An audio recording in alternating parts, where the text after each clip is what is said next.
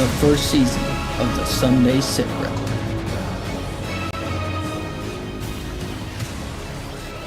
It's not just a tournament, it's a brotherhood. What is going on, everybody? Welcome to the fourth episode of the Sunday SITREP, the Armed Forces Fishing League's official podcast. Sitting here with Nick Udenbach today, and we're going to talk about AFFL Louisiana. Yes, sir. So we're going to break down Zack Myott. I'm going to get to know him a little bit. He's our director over there. And then we're going to get a good SITREP on what's going on down there in Louisiana, talk a little bit about their future plans and what they've got going on right now. Some stuff coming up here shortly in the future. But Nick, let's talk about a couple of results, some of our upcoming events, and then we're going to talk a little bit about your derb this weekend on the St. Lawrence River, right? Yeah. Oh, yeah. Good deal. So before we get started, everybody, Josh Morgan's already got it ready to rock. Make sure y'all go ahead and put in hashtag the SITREP, like, share, to get into the giveaway there. I'll go ahead and throw the banners up. So make sure y'all are doing it just like that right there so that you get in that giveaway. Doing the same thing as normal. We're going to do one of these hats right here, 2 barbecue sauces and a neck gaiter today. Cool. So upcoming events. We just had results from South Carolina. It was hot yesterday down here for the South Carolina event. I can tell you it was definitely hot, but some guys were able to figure it out. There was a little bit of a top water bite from what I heard, and then that only lasted the first 5 minutes for most guys, and did not happen for me at all. I seen nothing but gar on top. Yeah. But our first place team, Ronnie Mueller and Wayne Frierson, was 17.70 pounds, and they took home the big fish with a 4.36, taking home $915. That's pretty nuts, man. We had 17 boats, $80 entry fee, and they're taking home $915. Yeah. I think that's pretty. Yeah, I think that's pretty dang incredible. How good that is. I see, man, I just clicked to the comments. We've got a lot of folks on here shooting the SITREPs. Good deal. But yeah, we had a couple of teams. We had 1426 following up, 12 right after that in third. Mr. Nathan Tyson and Bailey Steele, one of my regulars, and then one of my team of the year boat captain, Jeremiah Jensen, come in fourth with 1183. So congrats to all them guys yesterday. It was definitely tough, and I know they worked hard for those fish. That's a fact. Yeah. And then some upcoming events. Nick, I'll let you take the handle on the first one. The next upcoming event for y'all is July 27th on, Yep. I'm going to let you say it. I feel like I say it wrong every time. Ossipee. Ossipee. Yeah, that's perfect. Ossipee Lake. I thought that was next weekend, man. That is. It's not this coming. No, it's the next. Those are Yes. just the next events we got coming up is July 27th. Yeah. Yeah, it's a cool lake. It'll be busy with pleasure boaters, but I mean that's expected up here. Right. We get flooded with people from Massachusetts and stuff that just basically take over the lakes in the summertime. I hear you. There's pretty big fish in there. There should be someone's gonna pull out a big bag. For sure. Somebody always figures them out. No matter how tough a day it is, somebody always figures it out. And then the only other one we got coming up, maybe we're going to talk with Louisiana today a little bit about their open schedule and what they got going on there. But the only other for sure scheduled event we have coming up, same weekend, July 27th here in South Carolina, we've got an open scheduled for Lake Wateree out of Clearwater Cove. Same thing, probably going to be pretty busy with pleasure boaters, but with the heat here, we're running till only 1. Probably going to move that one up even a little further just with the heat the way it's been. We might weigh in at 11 or noon just in case. Don't want to fish kill. I know we definitely had some people complaining this morning on Facebook about us having tournaments this time of year, but it is what it is. We'll move past it. It's I get why they're upset about it. Yeah, I mean, my thing is like I get the reason for cause. Like, yes, it's hot, right? Yes, the water's hot. 88 degrees, and I understand delayed mortality. I'm a nerd about this stuff. I pay close attention. Our guys are icing their fish. I mean, they're taking very good care of them with the G juice and everything. Not a single one of the bags dumped in my tank yesterday wasn't cold and G juiced. Yeah. And the water temp's only 88. It might be hot outside, but water temp's 88. That's getting up there. That's still safe. That's still safe for the fish. As long as you're taking care of them in the live well all day and making sure they're releasing fine, you're good to go. All of them were happy and healthy. Man. Right. Anglers can do a lot to help prevent any mortality with the fish. Right. You know, G juice, fizz them if you're catching them deep. Right. Put ice in the live wells. There's stuff that we can do to help that out. You know, it's important that we do it too. Exactly. And you know, it's going to happen in every tournament. There's going to be fish that die. It's part of it. It doesn't matter in July or in March. We had a club tournament here. We had like 12 out of 13 boats. We had like 12 fish dead. It was insane. That was back in March when it was cold outside. Look at this. Ready? Look at that. Look what Josh Morgan. Oh, that's crazy. Oh, yeah, that's hot. I don't even know if you can catch a bass in that temperature water. Man, they must be deep out there then. But all right, well, enough of that. I mean, Nick, tell us about your derb yesterday on the St. Lawrence River. Well, that is my favorite fishery in the country, by far. It's I went out to Lake Ontario. The weather cooperated enough to make the run. Mm-hmm. Practice was great. I caught a ton of 4s and just about 5s, and there was plenty that I marked. I'm not kidding. I pull up to one spot and I've never seen anything like it. I saw a fish break in the water, and I was like, there's no way that's smallmouth bass. No way. Right. And so I cast it out towards it and caught one and verified that it was a smallmouth. So I started scanning around, and there was probably 100 to 150 of them there. Wow. Of size, 4+ pounds. And I could see 5s and 6s just cruising the shallows. I was like, cool, I'm going to leave it alone. Tomorrow's the Derby. I'll come back here. If they're not here, they won't be far. And they weren't anywhere to be found. I had just under 13 pounds. It was like 12.8 something. I just threw it back. I mean, that's not even worth weighing in up there. And we had a handful of pros jump in. I saw Tim Doobie from New Hampshire up there. Cooper Gallant actually won it with 5 smallmouth for 26.97. Insane. Almost a 27-pound sack. Insane, man. Yeah. Crazy. And like you were telling me earlier offline, like the spawn's over. Those are post-spawn right now. Right. Post-spawn fish, 27 pounds. I mean, that's a dirty 30 a month ago for them. For those exact fish, yeah. It's wild. I mean, this place is phenomenal. I hope you and some of the people that are watching right now can get up there if they haven't been. It's incredible. Definitely on my bucket list. Yeah, for sure. I'm not saying you'll go out there and crack 6-pounders all day, but just the experience, like a 3-pound smallmouth on the St. Lawrence is a small fish. Right. And they're mean.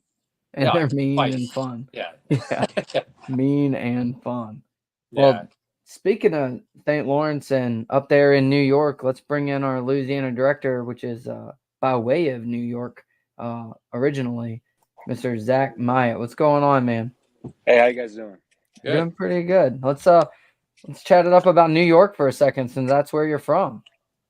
So, upstate New York, I will believe, is probably one of the best places in the world. I grew up fishing on the Champlain, lived in the Hudson River Valley, so plenty of places to fish down there. But the climate, I don't want to put my boat up every year, Yeah. I miss fishing smallmouth for sure.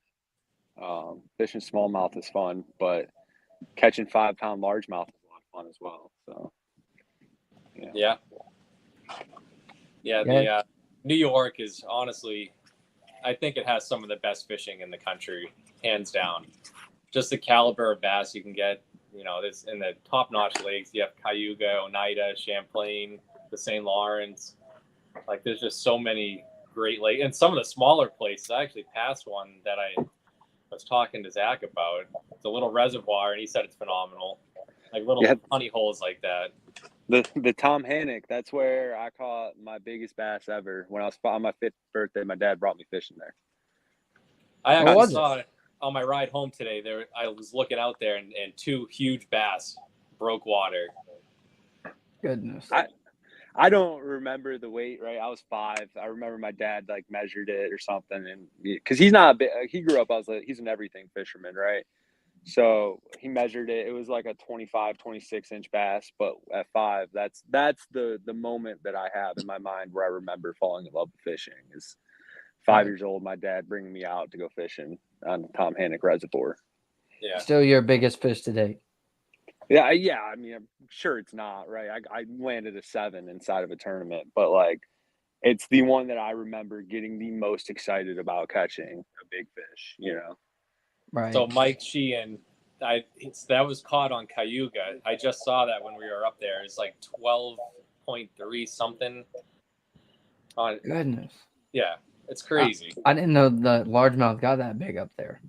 I thought they N plus huge. was in the South only kind of deal. No, they get huge, man. Like, for sure.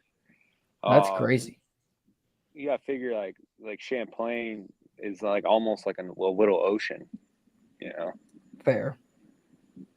Yeah. Fair. I mean, those are big lakes. Like, you don't think about it, but I don't, at least being from the South. Like, I don't think about how big they are, but they really are ginormous. Oh, that's big water. Yeah. Right. When you get wind up there, yeah. Well, then you got the Hudson River that GE just pumped all sorts of chemicals in for years. So, you know, them fish are huge. Yeah. Getting a little boost. Yeah. Boosting them up. Right. I hear you. Oh, man. So what, with you fishing, you know, growing up fishing in New York, and then you moved to Georgia, is that right? Yeah, man. So I spent a majority of my adult life in Georgia. So I joined the Army at 20, and so I went from like 20 to 25. I lived in Georgia. I moved to Alaska for 3 years, and then I came back and I lived in Georgia for an additional 5 years. So I essentially just had to relearn how to fish. Like, I remember one of my best friends, actually, Ben Bodley. He's from out in Utah, in Ogden, Utah. And he's the best dude, like the best fisherman I've ever been on a boat with. And I just remember getting so frustrated going out with him and just getting skunked every day. And I just had to like relearn how to fish, because I would go out with a spinning reel and like a tube jig and try to catch something. Like, it's not like, that's not working, right? Or jointed Rapala, and that's not working. So I basically had to relearn everything. Now, granted, like, I still do a lot of things differently than these guys. Like, I fish my crankbaits a little bit differently. I fish my shaky heads a little bit differently, and I fish my Texas rigs a little differently. But I like kind of have a blend of northern and southern fishing now that seems to help me out a little bit. Yeah. A little bit of versatility. Yeah. Some of that northern stuff, I mean, it must work sometimes down there. It's completely different than what they're used to seeing, right? It does. Like, I mean, I don't want to let them all know like how I fish my crankbaits differently than them, but I will say the way that I fish my my square bill or my square body crankbaits is what I learned how to do up banging it off riprap on the Hudson River, and that's how I catch fish down here. Yeah. Some of the color selection that I use and stuff like that as well. Yeah. I hear you. I actually did that when I went down to Hartwell with Austin. Oh, yeah. I was throwing a bright, I'm going to give away a little thing here, a bright yellow blackback square bill. And I was killing them on it. But to me, that water was stained because I could only see, 2-3 feet down. I'm sitting here coming from Santee Cooper. I'm like, dude, why are you throwing a chartreuse crankbait? This water's crystal clear. And he's like, no, dude, this is stained. Now I'm like, I don't know what it is for here, but to me, this is clear. So it was crazy. There was another secret bait he pulled out that blew my mind too. I won't give that one away.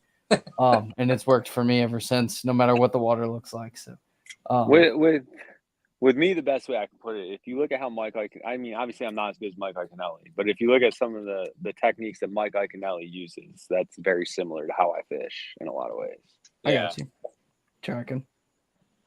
Yeah, I feel like there's a lot more like power fishermen maybe up north. I could be wrong, but like the whole jerk bait, crankbait stuff. I mean, northern anglers seem to excel in that area. I think you see a lot of the southern guys down here that you get a lot of guys like when you're talking power fishermen, it's a buzz around here where I'm at. It's a buzz bait and a spinner bait, and they've just got 4 of each on their deck, just running, just moving. Well, the big thing I learned the difference of is like when they say like they're throwing a crankbait, they aren't as dedicated as they are like as I am with it. Like if I'm picking a crankbait up, I am confident that I'm going to catch 5 fish and I will not put it down. Now that's come back to bite me a time or two, but you know, it's just it's different styles. It's weird. Right. Yeah, I don't think the finesse deal gets done down here. Like, I think like on lakes like Lake Murray and Lake Hartwell, you're starting to see it a lot more with the spotted bass and then the herring chasing fish. But like on Santee, I don't think there's a lot of guys out there shaking minnows. You know what I mean? I don't know about like I don't know how common that is up there now between the not professionals, but that's y'all's deal. I know me and Nick, we were talking earlier about like Great Lakes Finesse and all those companies that focus on finesse. I don't think I can tell you in my club right now, there's probably 0 guys with Great Lakes Finesse baits in their boat, except me. I do have a couple, but but maybe one. I think there might be one guy that I know of. But for the most part, no, I don't think so. These dudes are big heavyweights, big spinner baits, crankbaits. I mean, when they throw on a crankbait down here, though, like I know y'all are like in a smaller little, like you're saying, like the Rapala broke-backs. I know a couple old timers that throw that stuff, but it's a lot of, square bill, stuff like that. Like the riprap deal is pretty common here as well, but it depends on what lake you're on. Yeah, for sure. Yeah, I noticed the spots down south. They relate, like I could relate to smallmouth with them a lot, just like where you find them and for sure how they act and everything. Yeah, their behavior. Kind of grouped up, curious. They're gonna chase things. Yeah, for sure. That's why I feel like I catch a lot of spotted bass a lot of times. Because they're like catching smallmouth. They don't ever confuse me. It's just like I can go get a limit of 12-inch spots, I guess. Yeah, I can tell you they confused the crap out of me on Hartwell this year. Just 2 to 4 pounders every point. Throw something out there and then bringing it back, and they'd just be a wolf pack of them chasing it, and won't eat it. I mean, it was crazy. And I talked to a lot of guys saying the same thing. That was pretty crazy. Yeah. They confused me that time. But we whacked them pretty good, Nick, last year. The year before, they weren't being as picky. We just couldn't get the quality. It died on us. Yeah, we caught a lot for sure. Yeah. But the quality left us. We had it, and then we figured it out too late is what happened. Exactly. Yeah. That's the name of the game. That's been the story of my my last couple of seasons. Right. So Zach, let's talk a little bit about your military background. So I know you're an active duty first sergeant right now at Fort Polk, right? Yeah, only for 3 more weeks, but 3 more weeks. Who's counting, right? I bet you're ready for that to be done. Man, I'll tell you, it's been the most frustrating and rewarding job I've ever had in my life. But I don't want, I've been in the Army for 14 years. I actually saw Philip Hunt. Me and him were actually, his unit was my first unit ever. I was in 3rd Brigade, 3rd ID in Fort Benning, or Fort Moore, I think it's called now. I've been an infantryman. I got a couple deployments to CENTCOM or the Middle East. I was in the Army's new unit called Security Forces Assistance Brigade, which is essentially we were established so special forces can go do special forces things and train foreign foreign Army Special Forces, and we trained their regular Army. I got to go to Honduras for that. I went to Bogota, Colombia. I did advise the ANA, the Afghan National Army. We advised some of the Guatemalan Army. It was a pretty cool experience. And then I came here to Fort Johnson, Louisiana, where I'm in 3rd Brigade, 10th Mountain, and we're going to Europe. So. Sounds fun. Fort Johnson is the formerly Fort Polk, right? Yeah, Fort Polk. I know. I actually see people saying I understand the whole thing with like the old names, but while I work there, if I say Fort Polk, nobody will recognize what I say. So you kind of just get used to saying Fort Johnson and stuff like that. So, right. But there's still a lot of confusion through there. And I also say, if you ain't infantry, yeah, I know what you're saying, man. That there is only one job, and everybody else is support. So. I hear that. Yeah. Other than that, that's really about it, man. I don't really. My wife. I'm kind of humble a little bit when it comes to my military career, because the guys that I came into the Army with, they were the ones who invaded Iraq and Afghanistan, and they were the ones who did everything. So I always compare myself to them. I didn't do as much as them, but I've cut my teeth. So it's kind of the way I look at it. Right. I like Mr. Brock Daigel's opinion. Spelled Johnson, pronounced Polk. That's old Brock. He's from down south in Louisiana. Right. He helps me out down there quite a bit. So. Yeah, we've spoken with him on a few occasions. He's awesome, and definitely.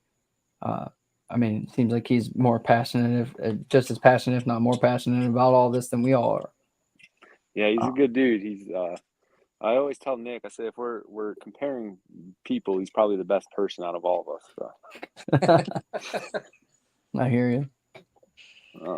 So your first sergeant time's up, and then what are you moving on to after that?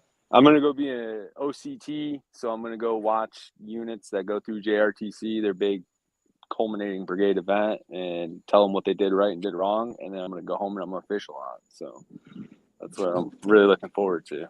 Yeah, nothing wrong with that. Yeah, Not going to get the phone calls at 2:00 in the morning, Yes, sir. Yeah. It can be frustrating. I know. I don't know what I relate to as a first sergeant, but we've talked offline. It's very similar to what I'm in now too. It is people, leading people. I'd love to go back to my senior airman days, just beating on airplanes with a hammer all day. Oh man, I'd give $100 to do that right now. Probably. If I could keep my paycheck, if I could keep the E6 paycheck, I would love that. Yeah, I don't want to get paid like they do, but also I don't want to deal with their problems either, That's fair. That's fair. 100%. So what about tournament experience? So when did you start tournament bass fishing? So I actually started pretty late. So I fished so I grew up and my dad was kind of like an everything fisherman. Like he couldn't grab a rod without me running to the car trying to get in there. We had a camp on Champlain with my grandparents, and we used to go out there all the time. But I always loved bass fishing, but I would say probably my deployment in 2018 is what made me dive all the way into it. Right. That was. I don't want to get too far into it, but basically what happened was we took a KIA, and I just remember standing there looking at everybody thinking what am I doing?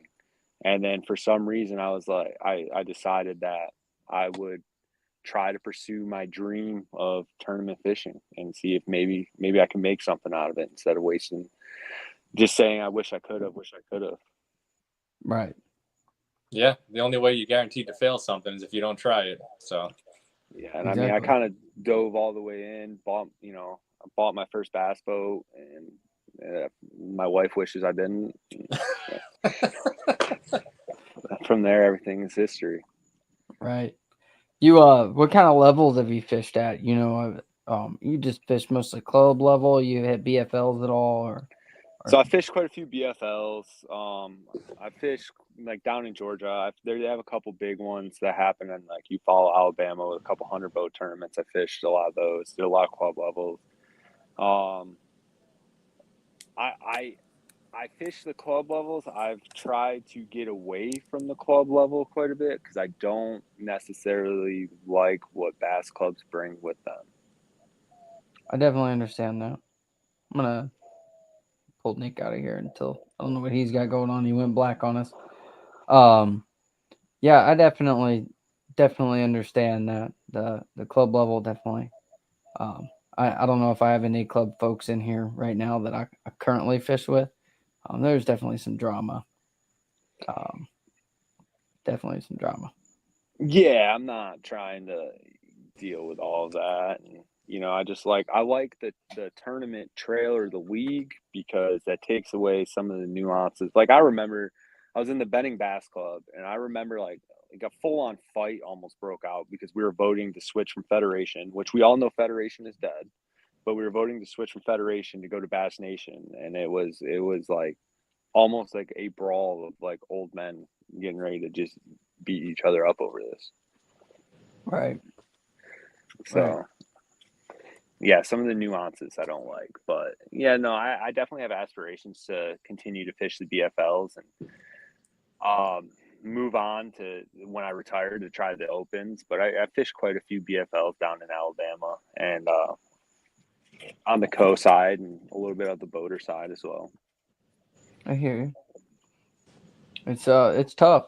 I don't know how they are down there where you were at, but I know here in South Carolina, I mean, you've got 200 plus boats sometimes. They get pretty hot. Yeah, I mean, you for sure do. But I always like to. I mean, I kind of have the belief that you're not going to get any better unless you just kind of, force yourself and throw yourself into those situations. Right. Fly or die kind of situation. Fly or die. Yeah, I mean, I'm gonna go get my teeth kicked in for a couple of years, but eventually I'll learn. Exactly. It's humbling. It's humbling when you fish against some of those guys. Yeah. Yeah. Oh yeah. Right. I mean, I think just fishing in general is humbling. I mean, you can, as soon as you start to feel dialed in and you have that one derb where you zero, it's like, oh, dude. And someone brings in a sack. Yeah, exactly. Well, exactly. I mean, it's just like I'm too competitive. Like, you take this year, for example, my first tournament, I blow my motor up and I win. I would have rather not blown my motor up. And then right. I go like the rest of the year and I can't ever put together a good tournament. I can catch a big fish, but I just can't put together a good tournament, and I feel like you just spiral the entire year after that, Right. It's definitely tough. I know I had a year like it started off pretty good, first couple of derbs of the season, and then I zeroed back-to-back tournaments, and one of them was a 2-day on Santee. I don't know how. Like, I just had nothing going on. I should like to. I mean, I am with Lonnie as my partner in the club. Yeah, I mean, it's nice making money, but I don't know. There's some drama. Lonnie knows the backstory on that. Is what it is. They're all mad at us because I had live scope on my boat, even though me and Lonnie are leading the points mostly out of his boat without live scope. And they said they don't want to donate to the live scope anymore. Don't get that going. Yeah. Facing sonar is a hot top. I have one on my boat, man. I can't. I can't even use it. Yeah, I can't even use it. Like, I don't know what I'm doing with it. I'm mostly catching catfish with it anyway. Yeah, so. I'm not. I mean, I don't know if I hate it because it broke and I have to replace the transducer, or if I hate it because what Randy Blockett says or whatever. Oh, Randy Blockett. That's funny. So we kind of hit your style of fishing. That was one thing I wanted to go over. You're kind of, like you said, like versatile between the power fishing and a little bit of finesse, right? Or would you qualify yourself as a power fisherman? If I have a preference, man, I'm gonna rip a crankbait all day long, right? All day. If I can find a crankbait bite, that is what I'm going to do all day. Down here, I don't think I weighed in a single fish off of a crankbait this last tournament season, though. So Wow. I will switch. But like finesse, like I like throwing like big shaky heads and stuff like that if I have to. But yeah, if I were to classify myself as anything, it is a power fisher through and through. Gotcha. What do you like better? Do you like the stained water down south, or do you like the deep clear stuff? See, I don't really know because it's hard because I haven't lived in New York for so long. I want to say like I would love the New York fishing, but if I were to guess, like I think that it is easier to catch fish in stained water than it is the clear water. I can probably concur with that. I mean, I've never fished the up north clear, but I mean, I've fished 10 foot of visibility plenty of times, and I feel the same way. You definitely. The stain is easier. Especially smallmouth. They spook so easy. Like, Right. and they'll see you coming in that deep clear water. Right. Well, I mean, because I'm a believer, a lot of times it's like if I'm pitching a big shaky head under a dock and say I land a big fish at like probably 1 PM, it's probably not out of him wanting to eat. It's probably a reaction bite, and it landed in front of his face, or it made him mad, or something. Yeah. For sure. So if you had a lake, we didn't. I don't know if we asked this to Dave, but I'm gonna ask you. I'm gonna put you on the spot here. If you had a lake in the country, conditions, whole nine, like the dream tournament, lay it out for us.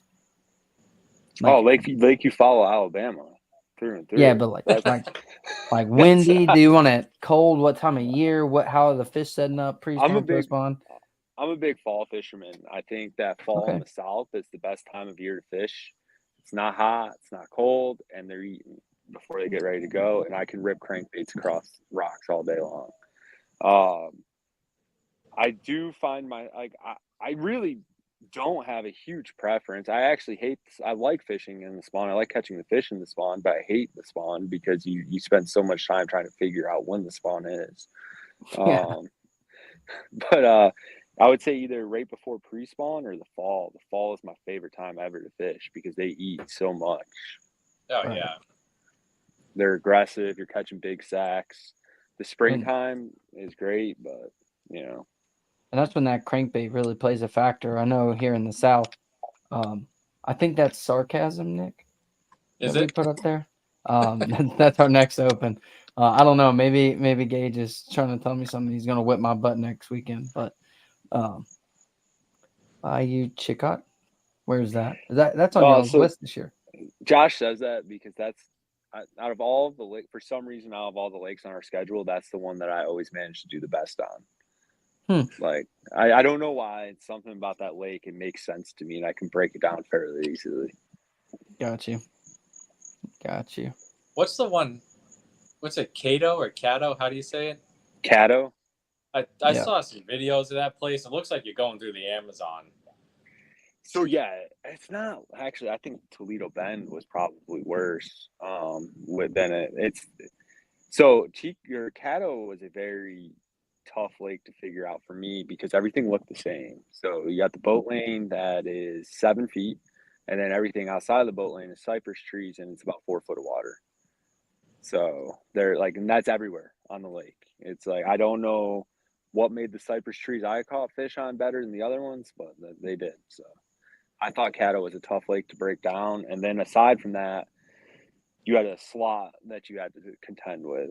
So that made it even more difficult. So Cato's an interesting lake for sure. That's one I'd like to get back. You guys have some weird slots down there too, right? Like it's like you have to be under.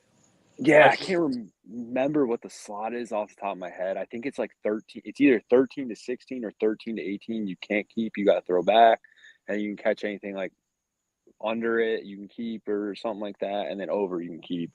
I don't remember like completely what the slot is off the top of my head. But that one takes some like explaining in the rules before you go out there because otherwise, like you get caught with one that you're supposed to throw back a slot fish, you're getting a ticket from the game warden. Yeah.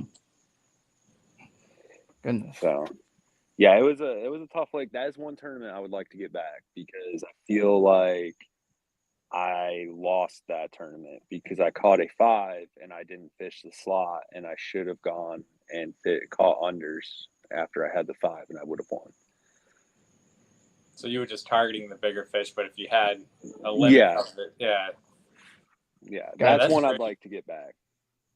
That's that's a different realm I never really thought about. I've never really fished tournaments in a slot level, like where you have to deal with the slot. I never really thought about, having to consider what you're targeting. Heck, here on Santee, I'm just grinding. I don't care. I just want 5 bites. That's all I'm asking for. Well, yeah, me and my partner Josh, we probably threw back like 7 or 8, 3.5 pound bass all day. And you can't keep them. Can't keep them. Had to throw them back immediately. That hurts. Yeah. Yeah, that'd be frustrating. Yeah. Yeah, like I said, you live and learn, right? So that's one of Right. the ones that I wish I could have back, but now I understand it, because when I showed up and I got beat by dudes, and all the power to them, they knew how to fish the slot.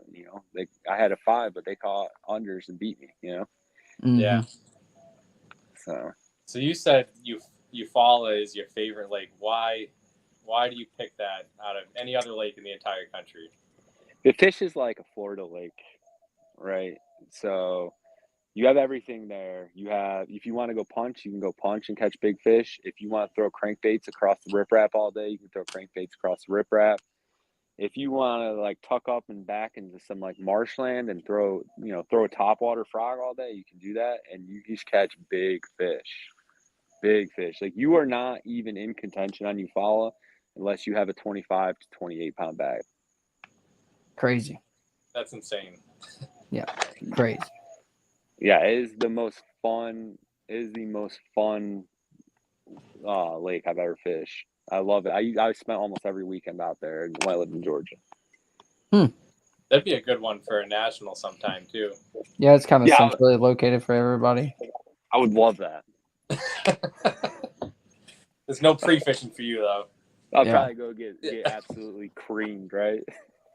Yeah, that's how it goes. The one you really want, and Yeah. you stink it up real bad. Yep. What town is that in? Is it Eufaula? Yeah, I think Eufaula, Alabama yeah, is the town. It's in Eufaula. I forget what town the boat ramp is in, but it's just right outside of Eufaula. It's right next to Fort Benning. So it's a 19-hour car ride. For y'all up there in New Hampshire. Goodness. Yeah, I mean, we're not. Gunnersville, that's another good one. Gunnersville, yeah. For sure. I like this idea as well from Forey's Glory Outdoors. I know we've been talking about this, talked with this with a few people, of like trying to do not necessarily the national championship, but just like picking a place that everybody can meet up and just fun fish, Yeah. and enjoy the brotherhood without the stress of a tournament. Would be a lot of fun. Someone's gonna say, let's run a little tournament here. Side pot, Oh, yeah. Oh, yeah. The side pot's gonna start with 20, and then it's gonna be 50, and then it's gonna be 100. Yeah, 100%. But it would still be fun. It would still be fun. There's nothing else on the line. I mean, I'm not against. I think we're all gamblers here. Every one of us. We all have a problem, or we wouldn't be here. But I mean, I don't have problems. $20, like a big fish side pot. I wouldn't be upset with that if we were doing something like that. That'd be fun. Yeah. That'd be fun. Lake Lanier's that way. 22. I see Philip talking about Lake Lanier, and I'm jealous of him because that area, like Georgia and Alabama, has the best lakes in the country. Like, there's a reason why all the pros go and live there. Yeah, you got the whole Savannah chain right there. Lake Lanier, Oconee's really good. There's a lot right there. And it's all easy access. That's what I like about it. And then even, I think the Savannah River, like the actual river down towards Savannah after Clark's Hill, I know some folks down there that talk about how, probably shouldn't say it, but how it doesn't get what it deserves. There's a lot of really big grown fish there and good tournaments that run out of Savannah, Georgia. But little less known, kind of like the Chowan River deal out there in North Carolina this year. Yeah. Maybe the locals don't want it known. I don't know. Maybe I shouldn't Yeah. have said that. Might have somebody headhunting for me after that. Yeah. But yeah, So there's you'd pick Georgia lakes over New York any day. Yeah. Yeah. Well, so it's different though. Like I can fish the Alabama lakes in December when the fishing's really good, right? So I don't know, man. Like I have that nostalgia of Lake Champlain and Hudson River and all the Erie Canalways and everything like that. So like if I ever got an opportunity to go fish up north for a tournament again, I would absolutely like everybody like has like the fantasy of like fishing walking across the classic stage. Like I have like the fantasy of walking across the stage at Champlain. Like Yeah. because one, we don't see that many people from New York and or New Hampshire in the Elite Series. Like growing up, I had to follow Mike Iaconelli, or I think who we got now, Patrick Walters, right? He is it him or no? he's from South Carolina. Who's the kid? There's another one. I forget his name. Like another kid from upstate New York that's in the Elite Series right now. But there's Yeah. not like we're few and far between. Oh yeah. Yeah, Yeah. Tim. You got Tim Dubé, however you say his name. He's your New Hampshire guy. Yeah, and then Tyler Williams, he's from Maine, so they're like the first two. I'm pretty sure they're the first two in both of those states to make it to the elites. Yeah, ironically, y'all probably connect more fishing wise with the Canadians than anything. Oh yeah, up there for yeah, sure. Yeah, I'm sure. Those dudes are But sticks. It's crazy how they can go down south and just whack them. Like it's nuts. wild. Yeah, they're good. Yeah, all of them too. All the Canadian guys so far have just dominated. It's crazy. Yeah. All right. Well, I love New York though. That's why I had to ask you. I mean, to be able to pull 25 plus pounds of smallmouth out of a body of water is. I mean, yeah, like don't get me wrong. Like everything I owe to like how I do well in tournaments and everything is from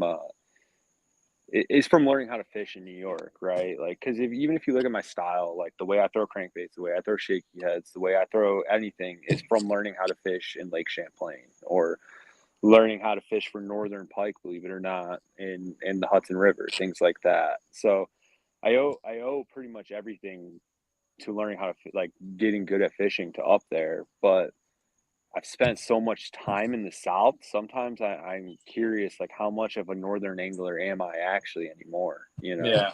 Right. So, I mean, I've been down here since I was 20, and I'm 34 now. So, yeah. Yeah. Yeah, you've probably evolved. It is. Yeah. It's Kyle Patrick. That's who you're talking That's about. who it is. Yeah, I listened Lonnie to him hit on it. Zaldane. Yep. I've been looking at their anglers trying to figure out. I knew there was one too. I couldn't put the name on it. Jay Currett. I just looked this up. Josh Morgan. I don't know. I didn't know before, but he's from Wisconsin. That's starting to be a new trend. You're seeing a lot. Like I'm looking through here. You have Kyle Norsetter from Wisconsin, Chad Pipkins, Michigan. He's been around for a while. But you're starting to see a lot more of the, Jay Currett's, the Alex Redwine from Ohio. Who else? You got Pat Slapper from Wisconsin, Brian Schmidt from Maryland. Like a lot of the Southern boys are starting to get beat out by the Northern boys. It's starting to even itself out, I guess. I And think back in the day, everybody was from Alabama, Georgia, Tennessee, South Carolina, North Carolina. You know what I mean? I could be wrong, but I think that up north we use electronics a lot more because of the water that we fish. I could be wrong because I haven't spent a lot of time in the South fishing, but yeah, right there. Yeah, forward facing sonar. I mean, that's up here. It's a staple, honestly. Like, right. I mean, maybe, right? Like, I'm not the biggest. I have a forward-facing sonar on my boat, so full disclosure there. But like, I'm not the biggest fan of it anymore, or really. But like, you can't like Ike never had one. Fighter never had one. For sure. A lot of these dudes who came on the scene, and then even like, what's his name, Kyle Patrick. Like, yeah, he had a forward-facing sonar, but not when he one angler of the year in the Opens in 18, so Right. things like that. So Yeah, a lot maybe, of these that I named off. Well, Kyle Patrick's the rookie this year, but the yeah. rest of So them were all older. Within the last 5 years. So realistically, it wasn't until last year that FFS really took off. So I think I'm with Nick probably. Not me. It's not necessarily the forward facing sonar, but the ability to use side imaging. Like you always see those guys up there, graphing grass and all that. And I think the 360 and stuff like that. That's a huge thing up in the Wisconsin guys' realm. Like they really dial that stuff in to target fish, stumps, and rock points and stuff underwater. That a southern guy, no offense to us southern guys, but a lot of us just pick up a spinnerbait, a crankbait, a buzzbait, whatever it is, and run down the bank. We're not looking for those little, that little outcropping coming out that a guy like Nick might side imaging down that bank instead of run down it with a spinnerbait, and he'll see that little outcropping. There can be 10 fish sitting there. I might catch a 2-pounder, but Nick might catch a 3.5, 4-pounder right there off that little outcropping. Those fish sitting down off the deeper end. So maybe that is it. Not this year. Know. I hear you. I don't have the patience to side image that long. I do it, but not good. Yeah. Not good at it. Yeah. Some of those pros too, like I told you, like when I was talking to Trey McKinney up there, he said he was just out there graphing for 3 full days.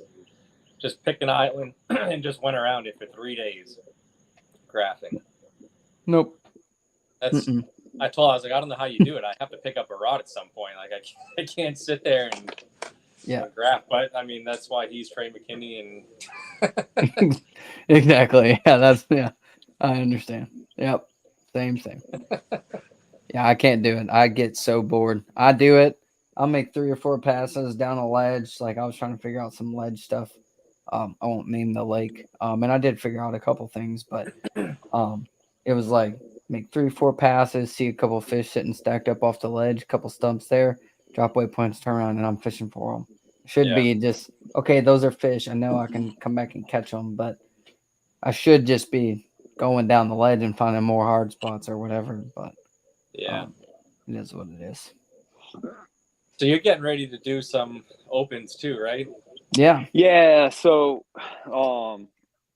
we're looking at. So we were going to do one this week, but there's a local tackle store owner that is getting ready to join our league, and he kind of has his little deal, his tackle box tournament series that he does, and I don't want to step on his tournament, so we're just going to push it to the right a week, maybe 2, and we're going to get that going. We're trying to get some opens. I mean, working on getting some opens in the northern part of the state. I've been talking to a couple guys up there to see if we can get that going. We're really just trying to build the league a little bit more.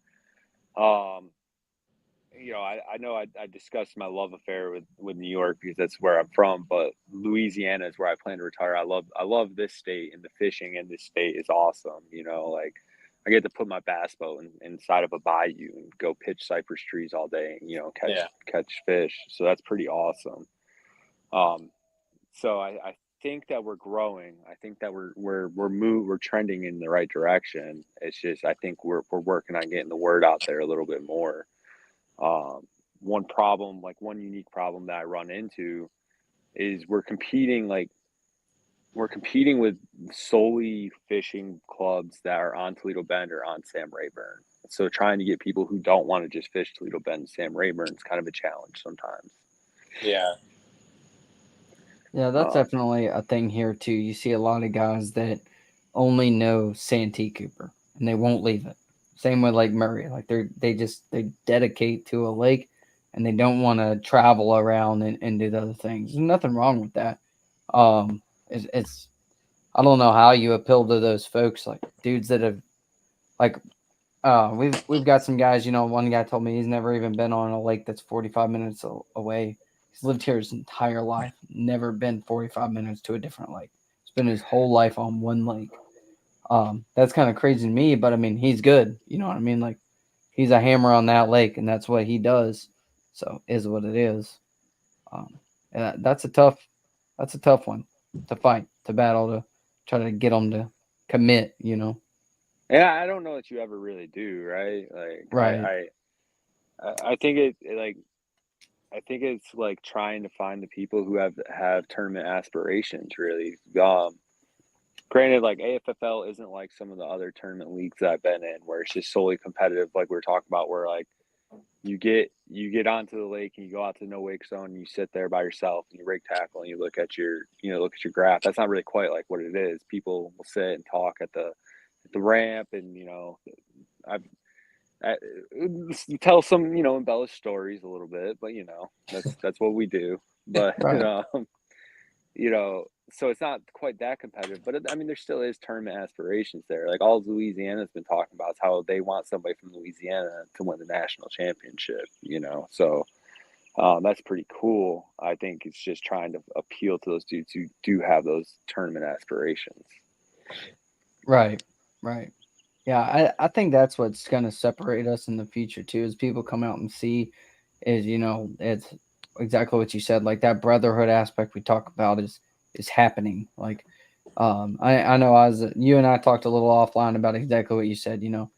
Putting our boats in the water, going out to the no wake zone. You might have 2 or 3 boats kind of tied up, talking as a clique, but for the most part, a lot of people, are sitting at the weigh-in, sitting at the in the parking lot, BSing and hanging out first thing in the morning instead of going out there and doing that thing, or sitting off in the back of the parking lot rigging tackle. Everybody's hanging out, and I think that'll help us grow too as people come to these events. Their first one, get the taste, see the brotherhood isn't just a hashtag we're putting on our posts, seeing that it's happening. I think that'll help a lot. Yeah, and I think it's just it's going to take a little while to grow. Honestly, Right. I think you're going to have some states that are going to grow a little bit quicker than others. I think Louisiana. If I were to estimate conservatively, I'll say I'll probably have about 20 to 30 boats this year. So, and a lot of that's from the guys in the field, though. I got a good core group of dudes who do a lot of recruiting and send them my way. Like Brock down south, I don't ever make it down south towards Lafayette. And Brock's working real hard with the decals on his truck, going around, talking, to different weigh-ins. Or, I got Philip and Paul up in the north end of the state who are, going to Caddo or going to these other lakes, trying to get people from the Air Force Base up there to come down and fish with us. So that helps a little bit too, because I'm not just a one-man show, and it's I have a good core group of dudes that are trying to get it going. So Yeah. Right. Yeah, it helps a ton. Oh yeah, I couldn't do it without my guys either. I mean, we've got some really awesome dudes helping. And I think if we keep that going, we'll just continue to grow, because those dudes will come along too. The ones that aren't helping yet, they'll still come in. Like, we have a small group in each state, and if we already got that many guys going out and willing to help expand, then that'll just keep growing and it'll just compound on itself. Oh yeah, It's gonna be awesome. I really do think. What do you plan on doing for the opens? Do you know yet? Like the entry fee? So we're thinking about doing, I think, a $40 entry fee. That's like realistically like something that most people are willing just to like throw out. Like, if I win, great. If I don't, not take it too seriously, but take it seriously enough. Yeah. Probably do 90% payback to the anglers, and the other bit of money that we keep, depending on what it is we'll donate it to the league, and we'll try to pay for some of the boarding for nationals for the anglers. Awesome. Heck yeah. So it's really a 2-part thing. Like, it's going to help us grow, get us out there, and get us within the community. Because like, I love Louisiana. There's no state like Louisiana. They have their own little culture here. It's real cool. Everybody's pretty, really friendly. But you have to come around them quite a bit. You got to come around the people quite a bit in order for them to open up to you, right? So, I think the name of the game is getting out there, showing the Yankee accent, right? Oh yeah, I get a lot of "you're not from around here" kind of thing. So, but yeah, I got to show them, like, we're going to be here. We're nothing serious. We're not. We just want to have everybody get together and have a good time. Yeah. Awesome. Have you put a feeler out for the opens yet? Is there interest in them? There's interest in them. I mean, it's Toledo Bend, right? So Yeah. really, quite honestly, any tournament will get some interest on Toledo Bend, right? As long as I have the right entry fee and the right time, it's going to gain interest. Yeah. 'Cause it's the name alone sells it, the lake. So I feel like that Right. happens in every state. Like every state has their lakes where if that lake is on your schedule, you'll get people to fish it. Right. yeah, it's Toledo Bend. So there's Yeah. always people fishing Toledo Bend. Right. But I'm looking at doing kind of like what Austin does because I don't want to do night tournaments. So what I'm looking at doing is like maybe launch a little bit early, make it a trailer event, and then we weigh in about noon because it's ungodly hot about after 11 o'clock here. Right. Yeah. So Yesterday we had some nice wind and overcast in the morning. They kept it cool, but the week prior, like coming up to it, it's been brutal. I mean, 11 o'clock, like you said, like you just want to die. It's so hot out there in the sun and the humidity. Well, you guys get that killer humidity down there. Yes. Well, I've never been to Louisiana, but I know some guys that were at Barksdale for a long time, and they're like, "Man, you think it sucks here? Don't go there." So, yeah, it's hotter than South Georgia, which I didn't think was possible. So right. Yeah, and I mean, so far, I mean, that's our winner from our yesterday open. I mean, I still like can't get over it. I never even did the math in my head, but I mean, we had 17 boats, $80 entry fee, $915 to walk away, and that paid 4 places. I'm pretty happy with that payout. I know Mr. Ronnie Mueller was yesterday as well. A lot of people seem pretty happy with that, so we'll keep that moving in South Carolina. Yeah, and then with the payouts changing for next year too, I mean, it's going to grow in the qualifier level. Yeah, going to 100% for sure. Yeah, I mean that 915. I think if we did 120, 100, it would have been. I'm not going to do the math in my head. My Kentucky education doesn't work that good. But it would have been well over $1,000 for sure. It's hotter than Africa in South Carolina. I don't know if I can agree with that, Lonnie. I don't know if I can agree with that. Africa's hot. So, is there anything else you want to mention with the with Louisiana? Did we miss anything? No, I think we pretty much hit it all. I think we're getting ready. I have a lot of irons in the fire right now, right? We're talking to a lot of different local bait stores, and we're talking. We have a lot of people reaching out to me. We're really just kind of waiting for it to execute. I have the schedule for 2025, already posted. The biggest problem is like our season starts so early and ends so early in relation to the rest of the league, right? So, it's really just trying to figure out a way to keep people engaged until our schedule starts. That's Right. the challenge that I'm trying to figure out right now. Yeah, it'll be a lot better in 3 weeks when I have a little bit more time on my hands. But right now, that's the big thing is how do we keep people engaged? And I've been kind of getting out, beating the streets, fishing dog fights. Getting beat up by local boys in dog fights, trying to get the word out there. So, right. It's been just getting out there and getting it done. And I think once we get the 2025 season started, I think we'll grow a little bit more. So I think that'll be good. And we're doing more events next year too, which I think will help, fill that void. Right. Yeah. For sure. Yeah, because I got 7 events. I think we kick off January 28th on Grand Bayou Reservoir. And I think our second event's in February I want to say it's on Cane River. But either way, we're kicking off in the center of the state in the end of January. So it should be good. And it's just seeing if I can get all those verbal commitments to commit. And I hope they do, because I think once we start growing, I think you're just going to see our field absolutely soar, Yeah. Right. Yeah. Yeah. Philip, I saw Philip's comment here. From what I've heard, Philip, Zach says Georgia is going to be a very, very good state to have on the league. For sure. Especially that Savannah chain kind of concept he's going to roll off of. I mean, he'll get South Carolina guys for sure that aren't willing to come down to Santee and kind of where Mountain Trail is. You'll get them Hartwell, Savannah Chain dedicated guys to jump over to the Georgia side for his events, I think, is how that's Zach, going to go down. You said George is very competitive too, right? Yes, very, very competitive. Like, they will be all trying to go out there and win. It is a very competitive state. Yeah. I would show up to the ramp and Kyle Welcher and Gerald Swindle would be at the ramp. Like, it is a competitive state to fish. Right. Like a $20 tournament and Kyle Welcher's putting his boat in the water. Right. That's crazy. So, I mean, here's kind of cool. Like I sometimes I run to like Keith Poche or Caleb Summerall,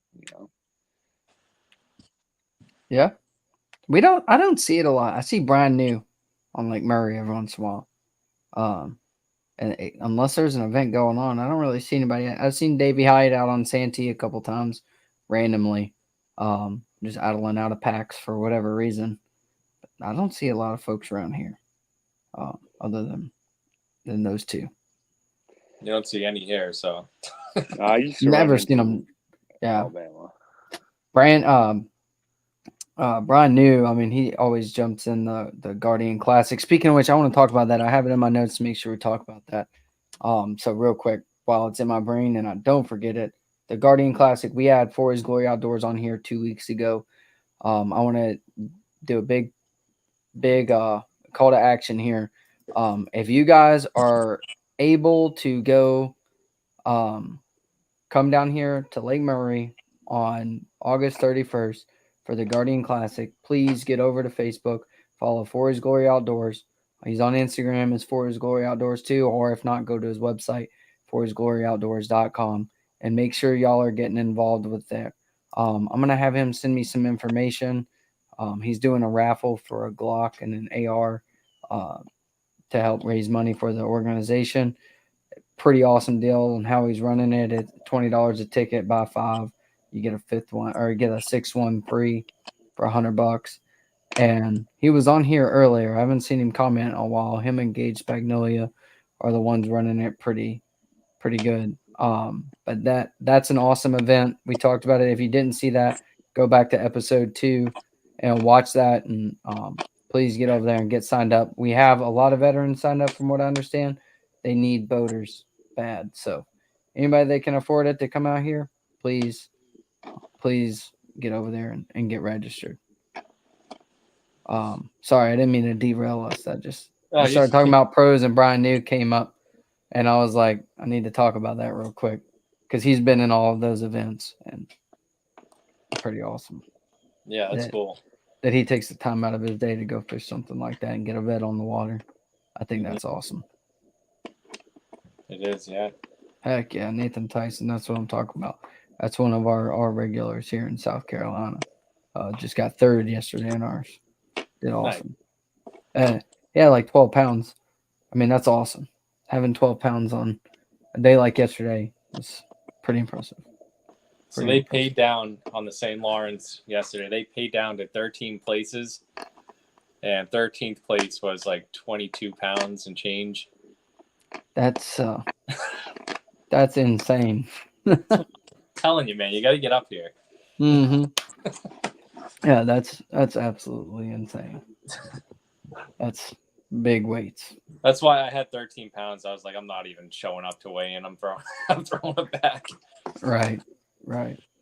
Yeah. Yeah, I don't have any more questions for Zach. I know you have a long day tomorrow. I don't want to keep you from. For sure. Yeah, I'm real excited. Yeah. No, I just think like one thing that I like to highlight that's interesting about AFFL in total, like, because we talk about how competitive everybody is, right? Like, I am by nature a competitive person. I'm going out to win, but AFFL is a little different. Unlike something I've never been in. Like, our first tournament, my partner Josh, he's never fished tournaments before, and I told him, like, get ready for the boat ramp. Like, there's, people are going to talk, but don't listen to the doc talk. It's none of it's ever true, right?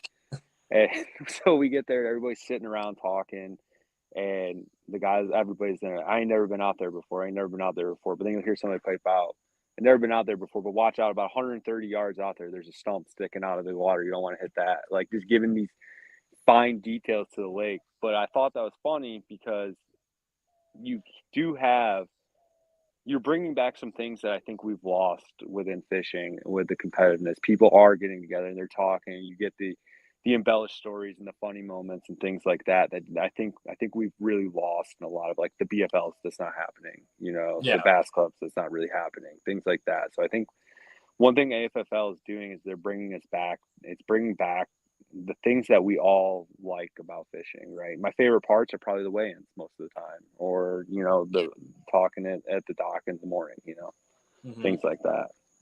Yeah, that's awesome. Yeah, I think some of my favorite moments so far at the AFFL have been the morning of waiting to blast off, and then in the afternoons after the weigh-in, and the guys that hang out and stay afterwards. And we sat there, like me, Bobby Edwards, and John Lanier, Jared Branch. We sat in John Lanier's Skeeter for like 2 hours after the tournament one day, just sitting there BSing, talking fishing, life. Some of the drama with the FFS stuff and the rookies going on the Bassmasters, like just having a good time, you know, like you're talking about, bringing back that old school stuff and connecting. The fun side of it. Right. Yeah. For sure. Yeah. You go to a lot of the tournaments around here, it's like most guys aren't even going to weigh their fit. They're walking up saying, you know, there's 11 pounds is the last paying place. I've got 8. I'm just not even going to dump them and then take off and not even stay to see what goes on. Yeah, Mr. Sheehan, for sure. Like, that's the best part. All the fun stuff. Telling people you're catching them on an Alabama rig when you're catching them on a shaky head, like, and stuff like that. I'm just kidding. I wouldn't do I 100% do that. But yeah. Yeah, dude, they're biting the big 3.5 square bills. Yeah. Dude, been murdering them on the 10XD. Yeah. But that's really all I got, you know, not to beat a dead horse. Thank you guys for having me on. Thanks, Nick, for, you know, starting up AFFL. So we have a league for us all to fish. And anybody interested in Louisiana, I post my cell phone number pretty, you know, good thing about the Army is everybody has it anyway. So I post my cell phone number pretty openly. So if anybody ever wants to reach out to me, call me, you know, and I will answer any questions. Hopefully we can get Louisiana built up and we have a league for the future. Yeah. Awesome. Yes, sir. Thanks for all your hard work, man. Yeah, appreciate you guys.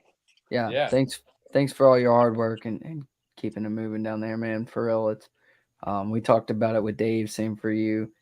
We can't do it without you, man. Yeah. All right, guys. I'll see you. All right. See ya. See you later. Later. I always forget he's an hour behind, so it's probably dinner time for him. Oh yeah, it is. Yeah, I didn't think about that. That didn't cross my mind either. I'm thinking it's same time over there. Y'all, that was Zack Myott, the Louisiana director.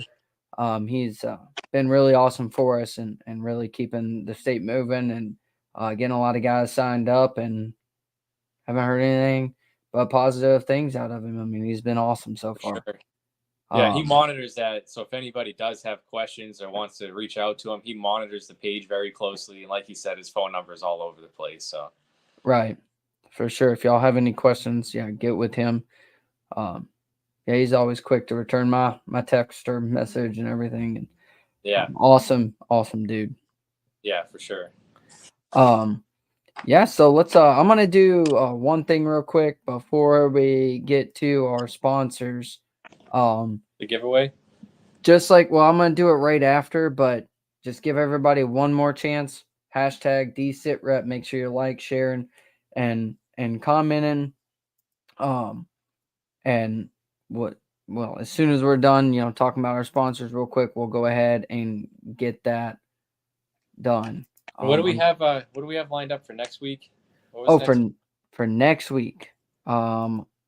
Next week, I have been talking with Andrew Blair from Tactical Fishing Company. So he is going to come on and talk about, Tactical Fishing Company, his time in the Army, and we're going to talk a little bit about, his move down from Maryland to South Carolina. He ain't playing no games.